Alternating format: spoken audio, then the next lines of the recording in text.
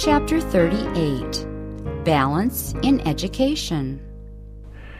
Education has eternal implications. Education is a work the effect of which will be seen throughout the ceaseless ages of eternity.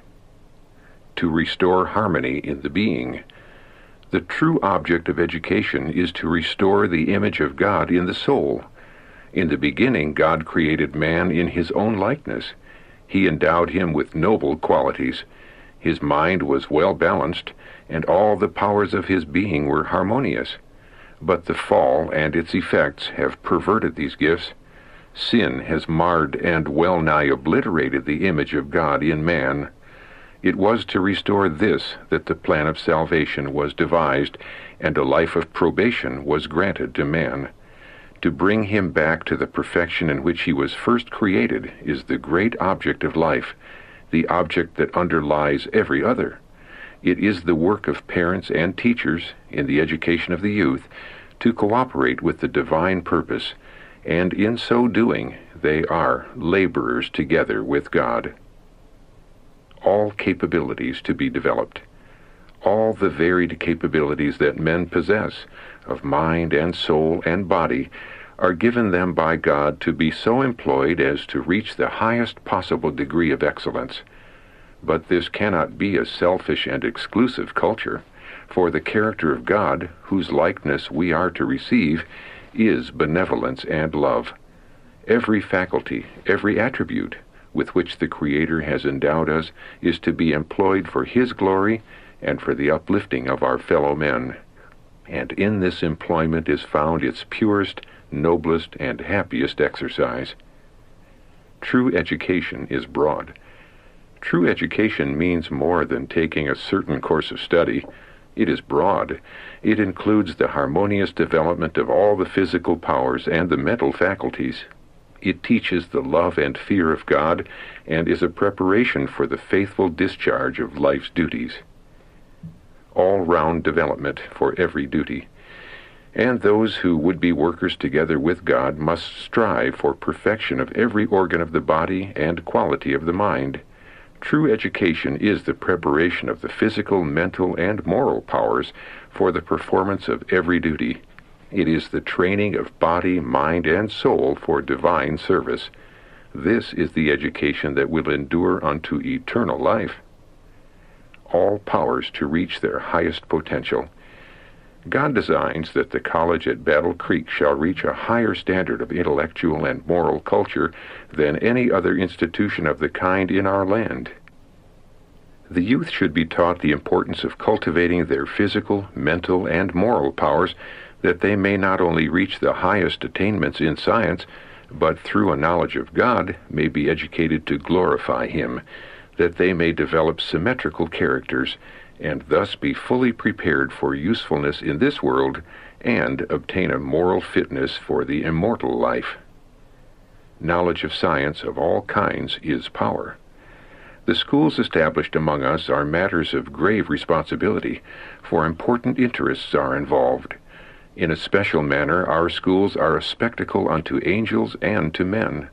A knowledge of science of all kinds is power, and it is in the purpose of God that advanced science shall be taught in our schools as a preparation for the work that is to precede the closing scenes of earth's history. The truth is to go to the remotest bounds of the earth through agents trained for the work. But while the knowledge of science is a power, the knowledge which Jesus in person came to impart to the world was the knowledge of the gospel. The light of truth was to flash its bright rays into the uttermost parts of the earth, and the acceptance or rejection of the message of God involved the eternal destiny of souls. Youth to be thinkers. Every human being, created in the image of God, is endowed with a power akin to that of the Creator, individuality, power to think and to do. The men in whom this power is developed are the men who bear responsibilities, who are leaders in enterprise, and who influence character. It is the work of true education to develop this power, to train the youth to be thinkers, and not mere reflectors of other men's thought. Instead of confining their study to that which men have said or written, Let students be directed to the sources of truth, to the vast fields opened for research in nature and revelation. Let them contemplate the great facts of duty and destiny, and the mind will expand and strengthen. Instead of educated weaklings, institutions of learning may send forth men strong to think and to act, men who are masters and not slaves of circumstances, men who possess breadth of mind, clearness of thought, and the courage of their convictions. True education develops character. The education and training of the youth is an important and solemn work. The great object to be secured should be the proper development of character, that the individual may be fitted rightly to discharge the duties of the present life and to enter at last upon the future immortal life. Eternity will reveal the manner in which the work has been performed. If ministers and teachers could have a full sense of their responsibility, we should see a different state of things in the world today. But they are too narrow in their views and purposes. They do not realize the importance of their work or its results. Greatest value is to build character.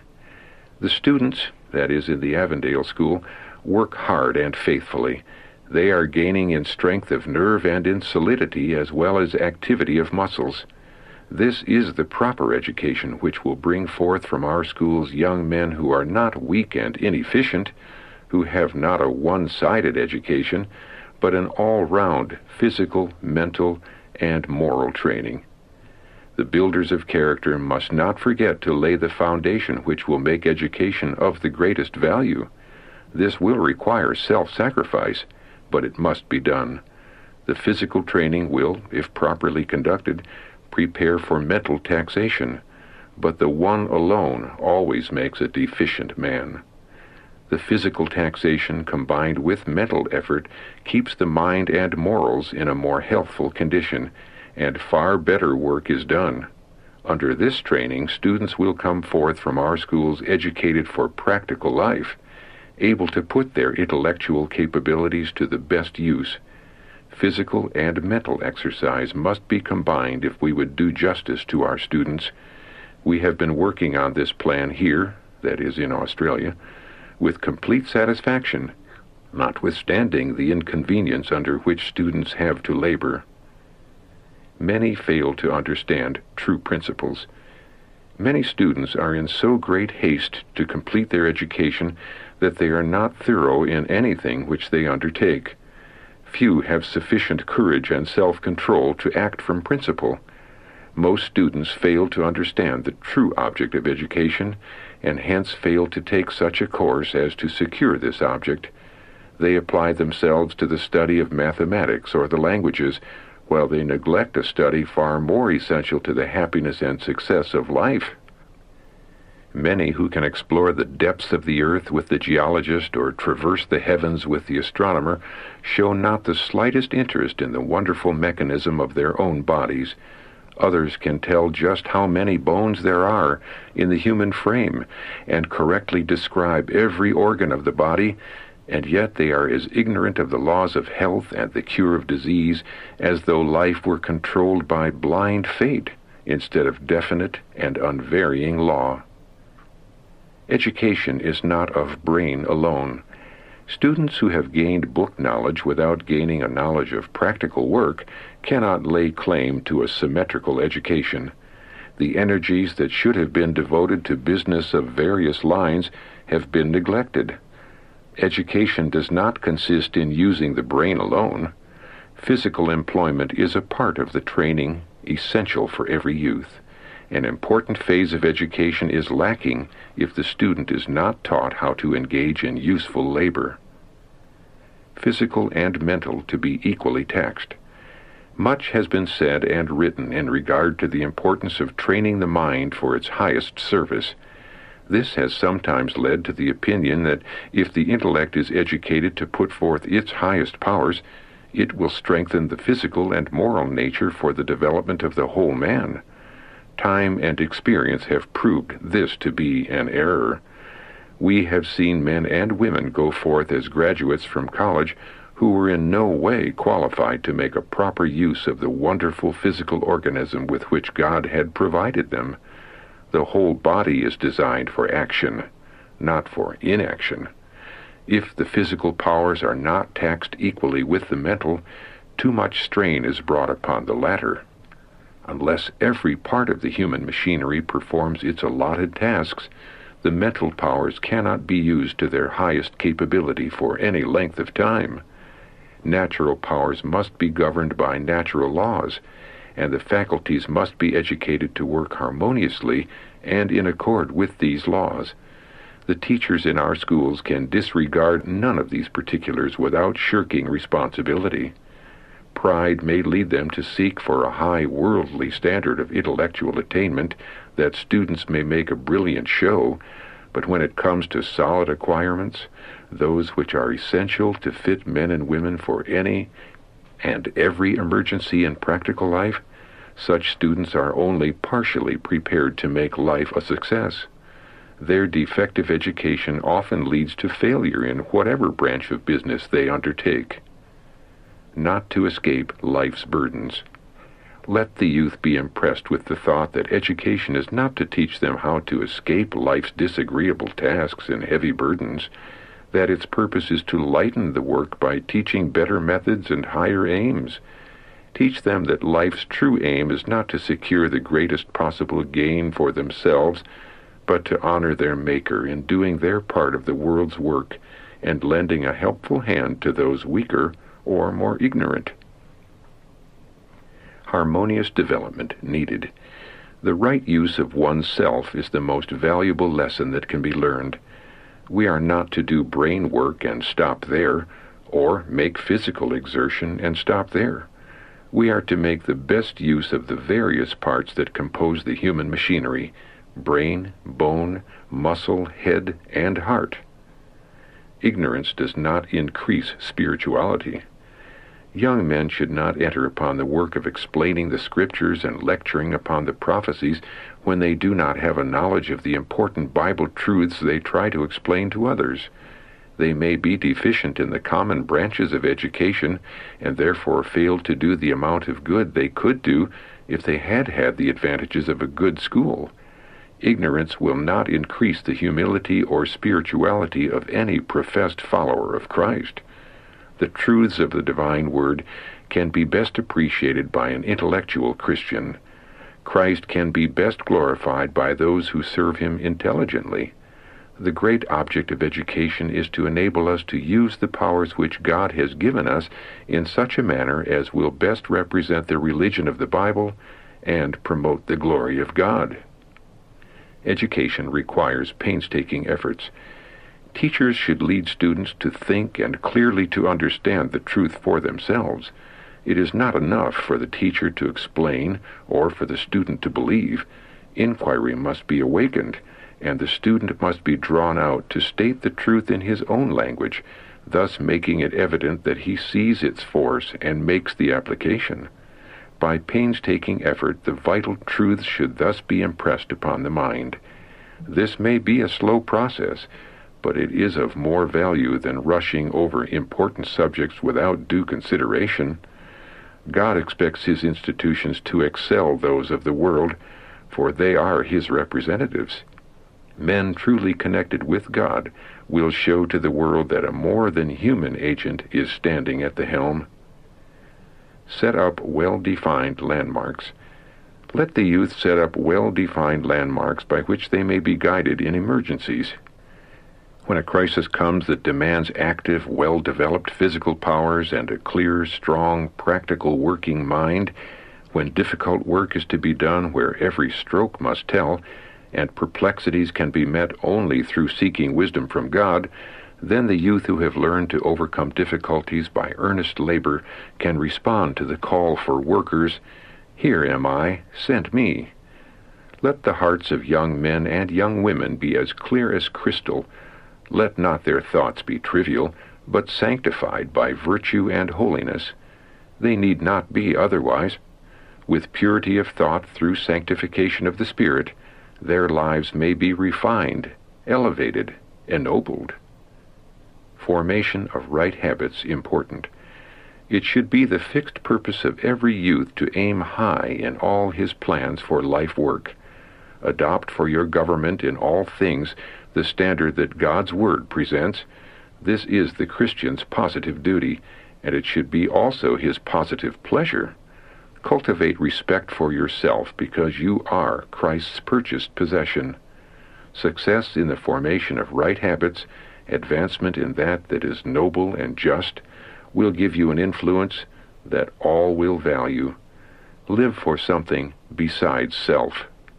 If your motives are pure and unselfish, if you are ever looking for work which somebody must do, if you are always on the alert to show kindly attentions and do courteous deeds, you are unconsciously building your own monument. This is the work that God calls upon all children and youth to do. Self-support, an important part of education. In acquiring an education, many students would gain a most valuable training if they would become self-sustaining. Instead of incurring debts or depending on the self-denial of their parents, let young men and young women depend on themselves. They will thus learn the value of money, the value of time, strength, and opportunities, and will be under far less temptation to indulge idle and spendthrift habits. The lessons of economy, industry, self-denial, practical business management, and steadfastness of purpose, thus mastered, would prove a most important part of their equipment for the battle of life, and the lesson of self-help learned by the student would go far toward preserving institutions of learning from the burden of debt under which so many schools have struggled and which has done so much toward crippling their usefulness. Education molds social fabric. Throughout the world, society is in disorder, and a thorough transformation is needed. The education given to the youth is to mold the whole social fabric. Need for schools to teach agriculture. Our schools could aid effectively in the disposition of the unemployed masses. Thousands of helpless and starving beings, whose numbers are daily swelling the ranks of the criminal classes, might achieve self-support in a happy, healthy, independent life if they could be directed in skillful, diligent labor in the tilling of the soil. Education continues through life. In the school of Christ, students are never graduated. Among the pupils are both old and young. Those who give heed to the instructions of the divine teacher constantly advance in wisdom, refinement, and nobility of soul, and thus they are prepared to enter that higher school where advancement will continue throughout eternity. True ambition. Dear youth, what is the aim and purpose of your life? Are you ambitious for education that you may have a name and position in the world? Have you thoughts that you dare not express, that you may one day stand upon the summit of intellectual greatness, that you may sit in deliberative and legislative councils and help to enact laws for the nation? There is nothing wrong in these aspirations. You may every one of you make your mark. You should be content with no mean attainments. Aim high and spare no pains to reach the standard. The most essential knowledge. Let the youth advance as fast and as far as they can in the acquisition of knowledge, and as they learn, let them impart their knowledge. It is thus that their minds will acquire discipline and power. It is the use they make of knowledge that determines the value of their education. To spend a long time in study with no effort to impart what is gained often proves a hindrance rather than a help to real development. In both the home and the school, it should be the student's effort to learn how to study and how to impart the knowledge gained. Whatever his calling, he is to be both a learner and a teacher as long as life shall last. The most essential education for our youth today to gain, and that which will fit them for the higher grades of the school above, is an education that will teach them how to reveal the will of God to the world. The essential knowledge is a knowledge of God and of Him whom He has sent. Every child and every youth should have a knowledge of himself. He should understand the physical habitation that God has given him, and the laws by which it is kept in health. All should be thoroughly grounded in the common branches of education, and they should have industrial training that will make them men and women of practical ability, fitted for the duties of everyday life. To this should be added training and practical experience in various lines of missionary effort. What university course can equal this? The great day of the Lord is near, and a world is to be warned. Thousands of the youth should be giving themselves to this work. Let every Christian educator encourage and assist the youth under his care in gaining a preparation to join the ranks. There is no line of work in which it is possible for the youth to receive greater benefit. They are co-workers with the angels. Rather, they are the human agencies through whom the angels accomplish their mission.